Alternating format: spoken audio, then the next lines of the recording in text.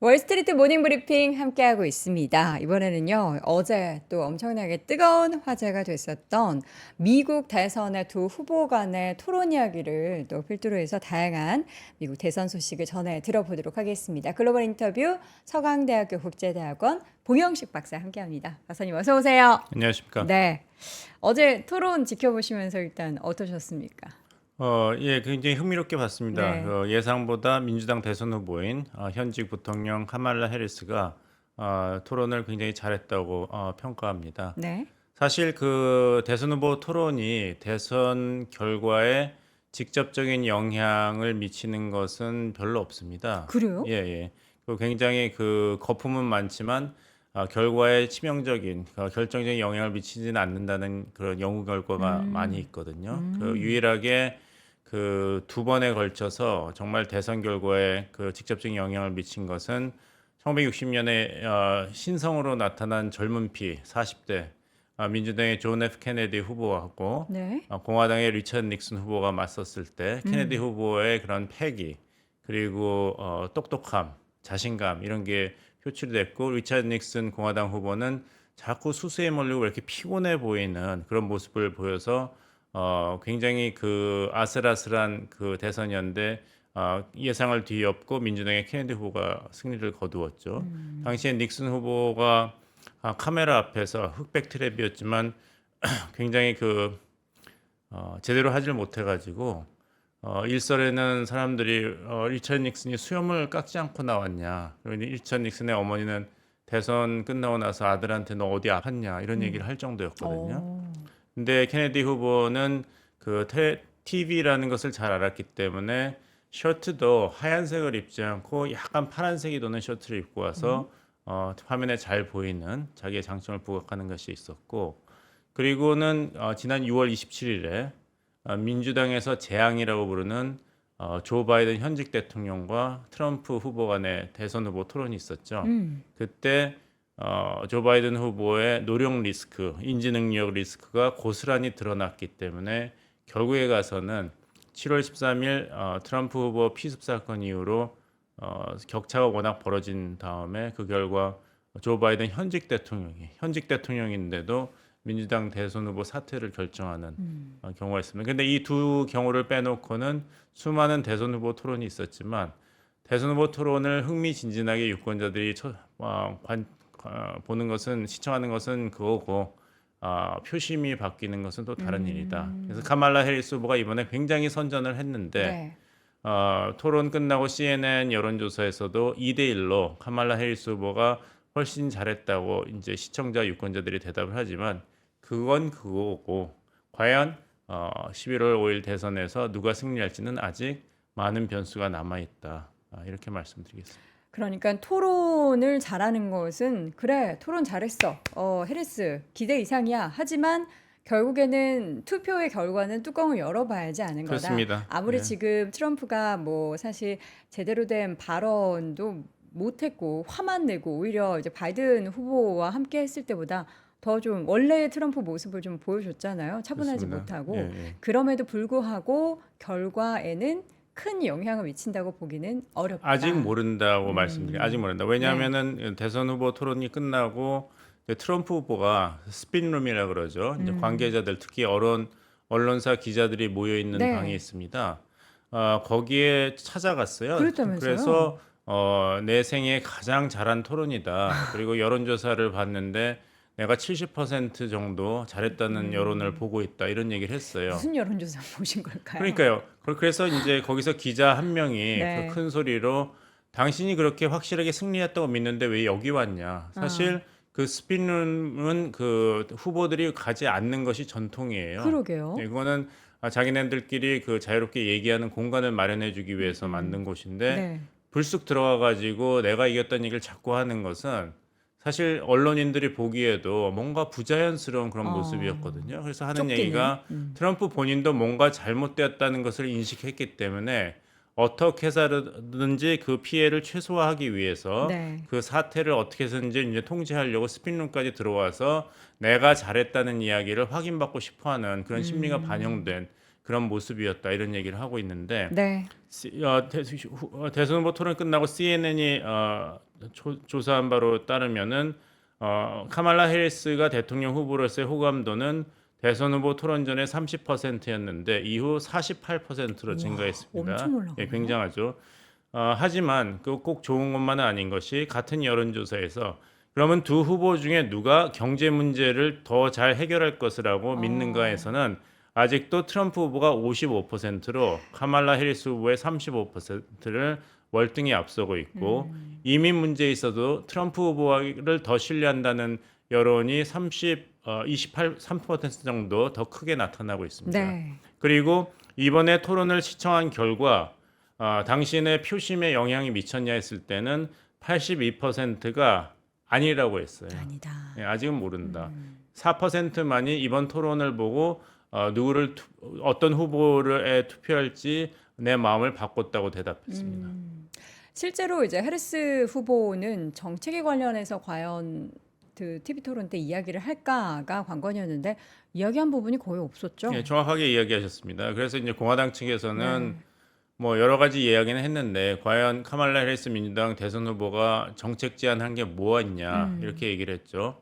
뭐 굳이 이야기를 한다면은 카말라 해리스 후보 자신은 나는 빈곤층 중산층 가정에서 자랐기 때문에 지금 고통을 겪고 있는 미국 시민들 그 가족을 누구보다도 이해하고 공감한다 이런 얘기를 하면서 빈곤층 중산층 가정 자녀 한 명당 약 3,600달러의 세금 감면 혜택을 주겠다. 그리고 그 나를 혼자 키우느라 고생했던 어머니가 첫 집을 샀을 때 그 행복한 모습을 잊을 수가 없다 하면서 first time home buyer 그러니까 최초 주택 구입자들에게 세금 혜택을 주겠다 이런 얘기를 했어요. 그러니까 자기의 이제 그런 성장 과정 그리고 정체성과 유권자들에 관해서 이렇게 공통적인 공감대를 형성하려고 많이 노력을 했죠. 네. 그리고 나는 중소기업 그리고 스타트업 비즈니스의 그 빅팬이다 도와주겠다 하면서 중소기업과 신상기업을 위해서 약 5만 달러의 세금 면제 혜택을 주겠다. 이 정도가 이제 카말라 해리스가 얘기한 구체적인 정책이었고 네. 카말라 해리스 그리고 민주당이 가장 아프게 생각하는 것이 불법 이민 문제지 않습니까? 국경 보안하고 네. 그것을 트럼프가 공격을 했을 때 카말라 해리스가 굉장히 잘 준비를 해서 그 공격을 오히려 되돌려준 장면이 있었습니다. 뭐냐면 초당적으로 국경 보안을 강화하는 법안을 이제 의회가 채택하려고 했는데 그 국경 보안 문제라든지 불법 이민 문제가 개선이 되면 트럼프가 대통령 되는 대선 가도의 그런 걸림돌이 되니까 트럼프가 공화당 의원들한테 전화를 해가지고 그 법안 통과시키지 말아라 했다. 그 법안만 통과됐으면 초당적인 법안인데 공화당 의원들도 지지한 법안인데 네. 그랬으면 불법 이민 문제 벌써 다 개선됐다. 저 사람은 문제를 해결하려고 그러는 것이 아니라 자기만을 생각하는 정치인이기 때문에 run on the problem. 그러니까 문제가 있으면 그거를 이용할 생각만 하지 해결할 생각을 안 한다. 이런 얘기를 했어요. 핵심을 짚은. 그 다음에 문제를 엉뚱한 대로 카말라 해리스가 끌고 갑니다. 네. 그래서 좀 다른 얘기를 하겠다 한 다음에 트럼프 유세장 한번 가보십시오. 사람 이 없다. 토론을 보는 분들 얼마나 이상하고 웃긴지 한번 가서 보시라고. 사람들도 별로 안 오고 온 청중들도 듣다가 너무 지루하고 재미없어서 떠난다. 이런 얘기를 했거든요. 그리고 얘기하는 것도 엉뚱하다. 풍차가 암을 유발한다. 그리고 하니발 렉터 얘기하고. 그러니까 국경 보안 잘못한 거 그리고 불법 이민 문제는 지난 3년 반 동안 바이든 행정부 카말라 해리스가 부통령으로 재직한 바이든 행정부가 실패한 정책의 대표적인 케이스인데 네. 그거에 대해서 어떤 책임을 인정한다든지 설명을 하는 개선책을 설명하는 것이 아니라 저 사람 탓이었고 그리고 딴 얘기를 한 거예요. 근데 그걸 트럼프가 받아서 그 다음에 트럼프 후보 이야기하십시오 하니까 그 유세장 청중 얘기부터 한 거예요. 기억하시겠지만 네. 사람들이 얼마나 많이 오는데 뭐 이런 얘기를 하고. 그러니까 트럼프의 약점이 그 자존감이거든요. 그걸 콕 찌르니까 당신 별거 아니다 하는 얘기니까 국경 보안 불법 이민 문제로 카말라 해리스를 더 몰아붙였어야 압박해야 되는데 자기 얘기만 하느라고 시간을 허비했죠. 그러니까 뭐 결국에 우리 박사님께서 말씀해 주셨던 것처럼 그 토론에 있어서의 유권자들의 표심이 달라질 것이냐에 대해서는 뭐 80% 이상이 뭐 크게 달라지지 않는다라고는 했지만 결국에는 토론에서 지고 나서 이제 정반적인 평가가 해리스 후보가 더 잘했다라는 그것이 나타나고 나서 이제 앞으로 지지율의 변화는 어떻게 될지는 좀 더 지켜봐야 그렇습니다. 될 문제인 것 왜냐하면 같습니다. 이것이 가뭄의 단비 같거든요. 카말라 해리스 민주당 후보에게는. 왜냐하면 이제 바이든 현직 대통령이 전격적으로 후보 사퇴를 발표하고 카말라 해리스가 대신해서 민주당 대선 후보로 등장을 했습니다. 그리고 민주당 전당대회 시카고에서도 성공적으로 개최가 됐기 때문에 소위 말하는 컨벤션 효과 그리고 하니문 효과를 톡톡히 누렸거든요. 약 5% 이상의 지지율 상승을 경험했는데 이번 대선 후보 토론 9월 10일 전에 본인 그 뉴욕 타임즈와 시에나 그 대학교의 여론조사를 보면은 둘이 그 카말라 해리스 후보와 도널드 트럼프 후보가 동률을 기록하고 있습니다. 약 47%. 그러니까 이제 카말라 해리스 후보의 상승률은 정체 형상을 보이고 있었어요. 네. 그리고 트럼프 후보는 다시 상승세를 회복하는 모습을 보이고 있었는데 그것은 뭐냐면은 이제 사회자님께서 질문하셨던 것처럼 유권자들이 처음에는 카말라 해리스에 주목을 하고 좀 더 긍정적으로 지켜봤는데 민주당 전당대회도 있으니까요. 네. 근데 정책 얘기를 계속 안 하니까 과연 믿을 수 있는가? 차기 대통령으로 4년 동안 국정을 어떻게 운영할지에 대해서 왜 이야기를 하지 않는가 그런 의구심이 있었죠. 그리고 카말라 해리스가 도대체 누구냐? 부통령으로 3년만 있었다는데 사실 존재감은 없었거든요. 그래서 이제 선거 시작하기 전에는 그 47% 정도로 동률을 기록하고 있었고 네. 특히 경합주 중에 경합주인 펜실베니아주의 등록 유권자들 사이에서는 9월 3일부터 6일까지의 여론조사인데 CBS 50% 동률을 기록하고 있었습니다. 그러니까 카말라 해리스는 내가 이런 정치 지도자고 이런 후보다. 그리고 새로운 미래로 나가 전진하는 이야기를 이렇게 구체적으로 실천할 거라고 전국의 유권자들에게 제대로 설명할 그런 기회가 필요했는데 그것이 이번에 9월 10일 대선 후보 토론이었습니다. 이번에 그 토론에 대해서 뭐 조금만 더 얘기하자면 처음에 딱 등장했을 때 해리스 후보가 먼저 바이든이 아니라 트럼프 네. 후보한테 악수를 청했어요. 이것도 뭔가 좀 액션이 있는 그럼요. 건가요? 그 심리학에서 네. 나오는 것이 뭐냐면은 그게 이제 기선제압인데 기선제압, 악수를 예. 먼저 청한다. 네, 누가 더 그 여유가 있나? 예, 그 여유가 있고 누가 보스냐, 누가 상사냐 이런 것이죠. 이렇게 회사에서 열심히 일하고 있는데 상사는 그냥 와가지고 함부로 컴퓨터 들여다보고 어깨치고 그러지 않습니까? 네. 그거는 나의 개인 공간을 함부로 침입하는 거예요. 사실 그러면 안 되는데 거기서 내가 어떤 반응을 제대로 못한다. 그것은 이 사람과 나와의 그런 파워 릴레이션십, 이제 권력 관계를 잘 보여주는 것이거든요. 그러니까 트럼프가 자기 연단에 가고 있는데 카말라 해리스가 둘이 이번 대선 토론 전에는 한 번도 직접 만난 적이 없는 사람들이에요. 굳이 그 중간선을 건너서 그러니까 트럼프 영역을 침범한 거죠.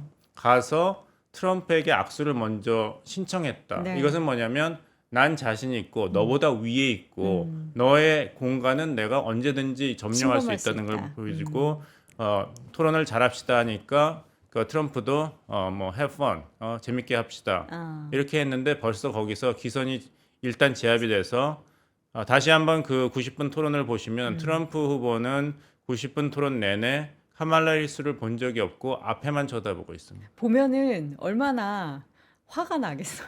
그렇죠. 그리고 이제 카말라 해리스가 그 트럼프 후보의 마초 자존심을 이렇게 툭툭 건드리고. 조롱하고 공격할 네. 때 트럼프 후보가 횡설수설해서 오하이오주 스프링필드에서는 하이티에서 온 불법 이민자들이 주민들의 개 고양이를 잡아먹는다 이런 얘기를 할 때는 지금 어이가 없다는 표정을 하면서 보시면은 이렇게 오른손을 턱에 괸니다. 이것도 다 계산된 일부러 그런 거군요. 거죠. 그 얘기는 근데 트럼프는 계속 앞만 보고 얘기해요. 뭐냐면 그거는 너는 내 손 안에 있소이다. 말하자면은 유리창을 깬 그 어린 남학생이 뭐라고 변명을 하는데 여자 선생님이 난 네가 무슨 일을 하는지 다 알고 있다. 무슨 얘기를 하는지 한번 드러나 보자. 들어보자 하는 네. 표정으로 계속 한 건데 문제는 트럼프 후보의 그 스태프들이 이런 식으로 트럼프 후보의 심리를 공략할 거라는 것을 분명히 경고를 많이 줬는데도 네. 트럼프 후보가 너무 방심한 것 같습니다. 트럼프 후보 입장에서는 이번이 한두 번 한 것도 아니고 7번째 대선 후보 토론입니다. 네. 그리고 이제까지 후보 토론에서 나름대로 잘했고 자기 스타일대로 빌리어네어도 되고 대통령까지 된 사람이기 때문에 주위에서 뭐라고 얘기하든지 간에 내가 하는 것이 제일 정확하다는 자기 확신이 굉장히 강한 사람이라는 게 이번에도 드러났죠. 네. 경제에 관련한 분야, 뭐 정책적인 부분은 이야기를 좀 안 하긴 했지만 트럼프는 뭐 계속해서 바이든 행정부에서 경제 제대로 뭐 운용 못한다라는 얘기를 했고 해리스 후보는 뭐 어떤 언급을 좀 했습니까? 그러니까 이제 왜 이렇게 정책 제안이 없는가? 네. 트럼프 후보가 공격을 하고 트럼프 후보가 가장 그 잘한 부분은 최종 발언이었습니다. 너무 늦게 나왔죠. 뭐냐면은 이제 둘이 동전 던지기로 최종 발언을 누가 마지막으로 하느냐를 결정해서 트럼프 후보가 이겼어요. 그래서 네. 나는 최종 발언을 하겠다니까 그 대신에 카말라 해리스 후보는 사회자 입장에서 봤을 때 오른쪽 연단을 선택했거든요. 그쪽에 이제 시청자들이 되게 텔레비를 볼 때 오른쪽을 더 본다는 그런 통계가 있습니다. 네. 그래서 마지막 발언을 하면서 트럼프 후보가 카말라 해리스 후보가 지난 90분 동안 또 유세 현장에서 얼마나 좋은 얘기를 많이 합니까? New Way Forward, 새로운 미래로 향합시다. 내가 대통령이 되면 달도 따주고 별도 따주고 여러분 지금 그 살인적인 물가에 고생하는 것도 해결해 주겠고 주택도 보급해 주겠다 그러는데 한번 생각해 보십시오. 3년 반 동안 백악관에서 있었는데 뭘 했냐? 국경을 안전하게 했냐? 불법 이민을 해결을 했냐? 인플레이션을 잡았냐? 그게 가장 치명적인 약점이거든요. 지금까지도 못했는데 그렇죠. 뭘 한다는 거예요? 그걸 어떻게 공약을 믿을 수가 있는가? 카말라 해리스는 바이든 행정부의 중심 인물이다. 그렇죠. 그런데 카말라 해리스가 당선이 되는 게 새로운 그런 미국 정치가 시작되는 거라고 어떻게 생각할 수가 있는가?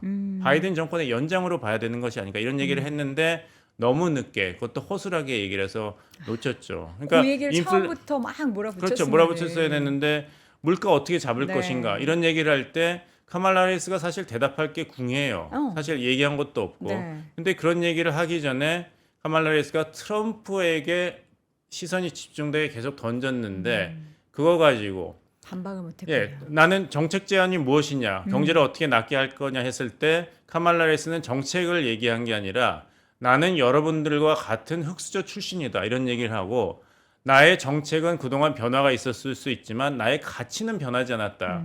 근데 저 사람은 여러분들과 다른 생각을 하고 금수저 출신이기 때문에 여러분과 가치를 공유하지 않는다. 이런 식으로 툭 돌렸어요. 트럼프 후보는 아버지가 4억 달러를 준 사람이다. 그런 얘기를 했거든요. 그러니까 트럼프 후보가 그 다음에 계속해서 카말라 해리스의 경제 정책 대안이 없다. 이런 바이든 행정부의 인플레이션을 공격해야 되는데 거기서 우리 아버지가 나한테 그렇게 큰 돈 주지 않았다. 네. 난 자수성가했다. 이런 얘기를 한 또 시간을 보내는 거예요. 네.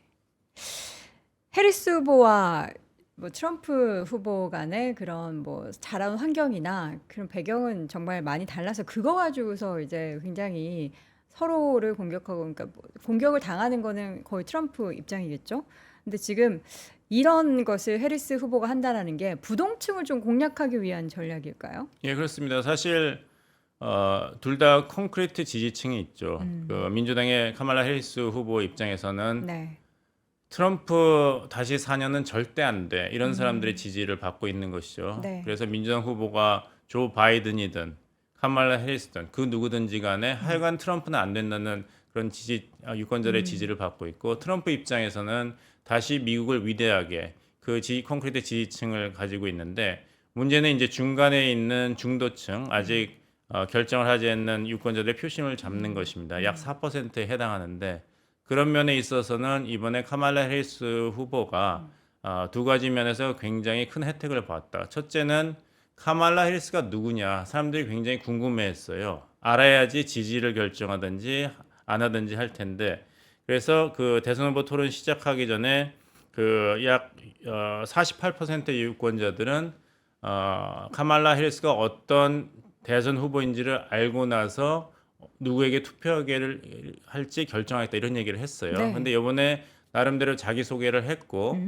또 긍정적인 여러 가지 요소가 있었기 때문에 거기선 플러스라고 볼 수 있고 두 번째는 트럼프 후보가 9세대다 이런 거를 입증하는데 나름대로 성공한 것이죠. 왜냐하면 트럼프 후보가 계속해서 카말라 해리스는 결국에는 바이든과 한패다. they라는 말을 그들이란 말을 계속 썼지 않습니까? 그러면서 공격을 했는데 거기서 카말라 해리스 후보가 나는 조 바이든이 아니다 그랬어요. 그리고 나는 트럼프도 아니다. 뭐냐면은 78세, 80세 조 바이든과 트럼프는 9세대 정치를 대표하는 것이고 59세 나는 미래를 대표한다는 식으로 받아쳤죠. 그리고 대선 후보 토론이 끝난 다음에 카말라 해리스 후보의 러닝메이트는 팀 왈츠 부통령 후보 미네소타 주지사가 일부러 트럼프 후보의 나이를 언급합니다. 이번 토론 어떻게 보셨냐 하니까 뭐 카말라 해리스가 완전히 잘했다 이런 얘기는 당연히 했고 네. 트럼프 후보를 보십시오. 90세 노인이 괜히 밖에 의자 갖고 나와가지고 길 가는 사람에게 소리 지르는 모습이 연상되지 않습니까? 이런 식으로 나이를 슬쩍도 언급했죠. 약간 인신공격, 감성적인 터치. 감성적인 그게 터치죠. 이제 해리스 후보의 전략이었는데 그게 왜냐하면 정책 얘기를 해야 되는데 정책 얘기가 얘기를 없죠. 할 수 없고 또 경제 문제 이런 얘기를 하다 보면 바이든 행정부 때 그러면 인플레이션 어떻게 된 거냐? 왜 이렇게 실업률이 높았냐? 네. 너무 고생했다 할 네. 때 이 바이든 잘했다고 얘기하기도 곤란하고 못하죠. 해결책을 얘기하도 곤란하니까 트럼프가 얼마나 이상하고 대통령감이 아닌지를 보이는데 주력을 했는데 트럼프 후보로서가 이런 공세 함정에 계속 빠져들었습니다. 미국 국민들도 토론 보면서 물론 뭐 해리스 부통령이 말을 더 잘했고 트럼프가 거기에 이제 감정적으로 흔들려서 대응을 했다라고 하지만 답답할 것 같아요. 뭐 한국은 안 그렇습니다. 네, 뭐 다 똑같지만 이 둘 다 뭐 우리 전파 낭비하고 있어 지금 싸우라고 저 토론 시킨 거야 이런 생각 그렇습니다. 했을 것 같아요. 정말 이제 민생을 위해서 뭘 할 건지를 구체적으로 얘기를 하면서 그런 정책적인 얘기를 해도 소중한 시간에 그래서 이제 이런 정치 분석가들 입장에서는 네. 카말라 해리스가 2대1로 굉장히 잘했다고 하지만 네.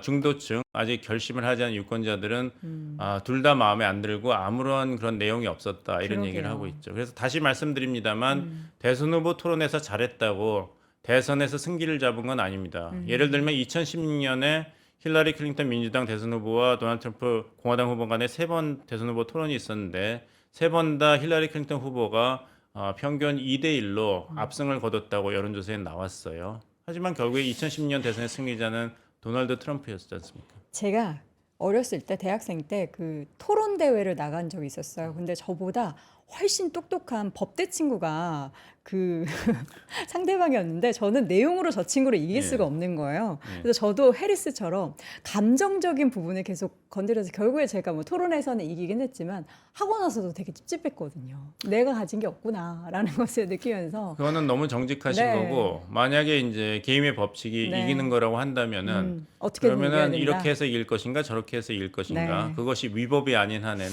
그건 선택과 전략의 문제겠죠. 근데 이제 우리 후보들을 지켜보는 시선들은 이제 저같이 객관적으로 결국에는 현재 정부에 있어서도 해리스 쪽에 있어서도 제대로 된 정책이 없고 과거에도 뭐 이렇게 못했었구나라는 것을 인지할 수 있기 때문에 근데 이제 큰 차이가 뭐냐면은 과연 이 많이 부족하고 네. 믿음이 가지 않는 후보지만 대통령이 됐을 때 4년 동안 점점 더 그럴 나아질 가능성이 있는가? 아니면 이 후보를 백악관에 보냈을 때 4년 동안 정말 미국은 재앙을 겪게 될 것인가? 네. 그런 개선의 여지와 발전의 잠재력이 있는 정치인인가? 이것도 중요하죠. 네. 거기서 이제 트럼프 후보가 횡설수설하고 이민자들이 개 고양이를 잡아먹는 근거 없는 얘기를 해서 사회적인 지적도 받고 그다음에 낙태 금지에 대해서 어떻게 생각하느냐에 물었을 때는 생각해 보겠다. 뭐 계획에 관한 여러 가지 생각이 있다. 이런 얘기를 하고 자기의 러닝메이트인 제이디 벤스는 전국적인 낙태 금지 법안을 추구하겠다 했는데 네. 여기에 대해서는 솔직히 우리들이 그거에 대해서는 얘기를 하지 않았다. 이런 식으로 얘기를 한다면은 유권자 입장에서는 과연 둘 다 부족하지만 답답하고 과연 트럼프에게 다시 한번 처음도 아니고 다시 한번 4년을 맡길 것인가 8년 동안에 똑같은 얘기를 트럼프 후보한테 들었습니다. 네. 이제는 식상하고 그렇게 재밌지도 않아요. 신선하지도 않고.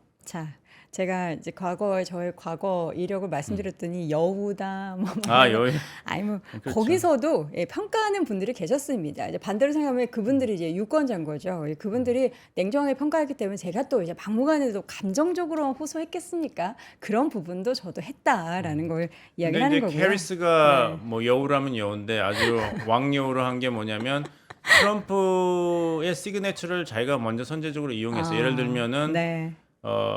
당신하고 같이 일했던 백악관 안보보좌관 비서실장이 당신은 대통령 감이 안 된다. 네. 이거는 정말 자존심을 건드리는 거예요. 그리고 공화당원들이 당신 싫어한다. 네. 당신 버렸다. 이런 얘기를 하는데 트럼프가 가장 중요하게 생각하는 것은 나는 보스라는 거 아니에요. 보스가 사람들을 해고하는 거지 사람들이 보스를 해고한다는 건 말이 안 되는 감히 누가 나를 해고해 하는데 그렇죠. 1월 6일 그 의사당 난임 폭동 얘기를 하면서 왜 트럼프 후보는 아직도 2020년 대선 결과를 인정하지 않느냐 했을 때 나는 역대 그 현직 대통령으로서 가장 많은 득표를 했다 이런 얘기를 했을 때 네. 카말라 해리스 후보가 8천만 명이 당신 말고 바이든 후보를 찍은 8천만 명이 당신을 해고했다. 파이어. 이런 얘기를 했는데 그때 트럼프 표정을 한번 보십시오. 그러니까 그런 식으로 트럼프가의 자존심을 건드리고 이렇게 그 수치심을 발끈하게 만드는 인내심을 잃고 평정심을 잃게 만드는 전략을 여우같이 했는데 적어도 이번 대선 후보 토론에서는 기술적으로 성공했습니다. 자, 뭐 그다음 토론이 어떻게 뭐 있을지는 모르겠지만 어쨌든 뭐 공식적으로는 일단 뭐 이번 토론이 대선 전 마지막 토론이었다라는 얘기가 있었기 때문에 그다음에 우리가 대선을 지금 한 50여일 앞두고 그렇습니다. 2달 있는데 남았. 어떤 변수가 가장 좀 유의 깊을까요? 일단은 이제 경제죠. 경제 관련한 거. 거기는 이제 2008년 그 서프라임 모기지 위기가 닥쳐가지고 당시 사실 검증이 잘 안 된 신의 바락 오바마 후보가 공화당 내에서도 신망이 두텁고 네. 지지 기반이 강했던 존 맥케인 아리조나 상원의원에게 압승을 거둘 수 있었던 것은 그런 경제 위기가 생기고 미국 정부가 탈프를 통과시키면서 은행들을 구제해 주려고 하니까 서민들은 더 화가 난 거죠. 네. 왜 이렇게 부도덕하고 무책임한 행동을 한 그 기업과 은행들을 우리 세금으로 구제해 주는가? 과연 이 정치가 우리 생각을 하긴 하느냐? 이런 분노가 있었죠. 네. 그래서 change 바꿔보자는 이제 오바마 캠페인 팀의 구호에 사람들이 매료되기 시작했고 오바마 후보가 대통령으로도 당선이 됐죠. 만약에 남은 2달 동안에 미국 경제가 지금보다 더 악화된다면 예를 들면 물가 상승이라든지 그 가스값, 네. 자동차, 가솔린 값이라든지 이런 게 어려워진다면은 트럼프 후보가 여러 가지 문제가 있지만 이 3년 반 동안 미국을 재앙으로 만든 바이든 행정부 정권 심판이 더 중요하다. 그래서 카말라 해리스도 그 책임이 있다. 이런 식으로 표심이 돌아가겠죠. 네. 하지만 이제 경제가 좋아진다면은 한번 믿어보자. 새로운 정치인에게 한번 맡겨보자. 이런 표심이 이제 강해질 것으로 예상하고 민주당 층에서 기대했지만 일어나지 않을 것이라고 보는 것은 이스라엘 하마스 전쟁이 종식이 곧 되거나 아니면 적어도 정전에 합의가 되는 건데 하마스와 그 네타냐후 이스라엘 정부가 계속해서 마지막 순간에 새로운 그런 요구를 추가하고 있거든요. 그래서 전문가들 입장에서는 그 중동 사태는 11월 대선 전에는 어떻게 수습될 전망이 보이지 않는다. 또 우크라이나 전쟁도 러시아가 다시 반격에 나섰기 때문에 그것도 어려운 상태가 있을 것이기 때문에 네. 바이든 행정부 그리고 카말라 해리스 부통령이 엉망이 된 미국의 외교 안보에 책임을 져야 된다는 그런 공화당의 공세는 아직도 유효하게 남아 있습니다. 지금 예측 관련해서 족집게다라고 유명한 앨런 리트먼 아메리칸 대학교 교수가 해리스 부통령의 승리를 이야기했다라고 하는데 만약에 이제 내일이 바로 대선이다, 투표다 하면은 누가 당선이 지금 될 확률이 높은가요? 리터 교수는 이제 해리스가 당선이 된다고 했죠. 네. 사실 제 동료 있습니다. 그 아. 아메리칸 대학교 국제학 네. 대학원에서 같이 있었는데 어. 그런 식으로 이제 대선 전문가로서 굉장히 활약을 했죠. 두고 봐야 될 것 같습니다. 그런데 중요한 것은 앞서 말씀드린 대로 이제 경제라는 것이 왜냐하면 7개 경합주에서 후보가 승리를 해야 되는데 네. 카말라 해리스 민주당 후보 같은 경우는 이 승리 공식이 확실히 잡혀 있습니다. 결국에는 러스트벨트, 위스콘신, 미시간, 펜실베니아를 이겨야 됩니다. 거기서 조지아라든지 애리조나, 네. 네바다, 선벨트의 경합주까지 이긴다면은 2020년에 바이든 후보가 이겼다시피 300명 이상의 선거인단 후보를 확보할 텐데 그것이 어떻게 될지는 아직 모르겠고 네. 그렇다면은 최소한도로 세 개의 러스트벨트, 블루칼러 노동자 계층이 집중돼 있는 경합주를 꼭 석권해야 됩니다. 그래서 그런 면으로 본다면은 물가 안정, 네. 그리고 일자리 창출, 그리고 좀 더 미국 경제 전반이 긍정적이 희망적으로 가는 그런 모습을 보여야지 이 경합주에서 승리할 수 있습니다. 네. 알겠습니다. 계속해서 저희가 2주에 한 번씩 또 미국 대선 관련한 내용도 업데이트해 드리고 있는데요. 참 재미난 일들이 많은 것 같습니다. 뭐 우리나라나 미국이나 여타 다른 국가들이랑 다 비슷한 게 있다. 먹고 사는 거 비슷하고 후보를 바라보는 시선도 좀 비슷하다라는 생각을 많이 하게 합니다. 자, 오늘 서강대학교 국제학대학원 봉영식 박사 함께했습니다. 박사님 고맙습니다. 감사합니다. 박근영, 이선영, 사경인, 염승환 투자 마스터들의 세심한 케어로 건강한 투자 습관을 만드세요. 3프로 멤버십 3프로 앱에서 확인하세요.